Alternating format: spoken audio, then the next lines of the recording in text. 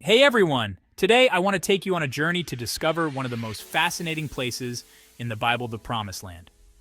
It's not just a physical location, but a symbol of hope, faith, and God's unwavering promises.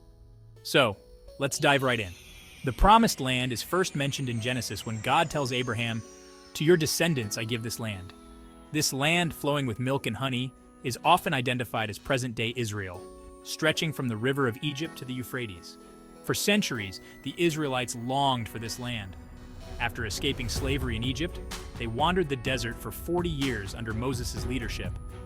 Imagine the anticipation, the trials, and the faith required to keep going. Moses himself never entered the Promised Land, but he saw it from Mount Nebo. It was Joshua who led the Israelites across the Jordan River, marking the fulfillment of God's promise. This moment is a powerful reminder that God's timing is perfect and His promises are true. But the story doesn't end there.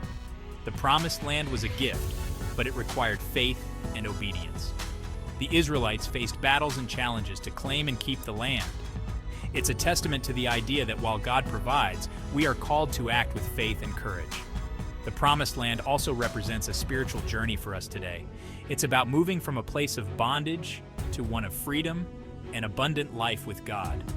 Just as the Israelites had to trust God to lead them through the wilderness, we too must trust Him in our personal journeys.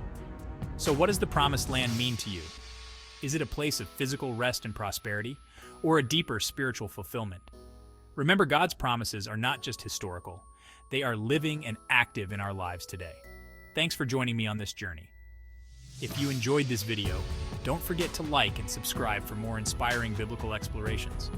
Until next time, keep the faith and keep exploring.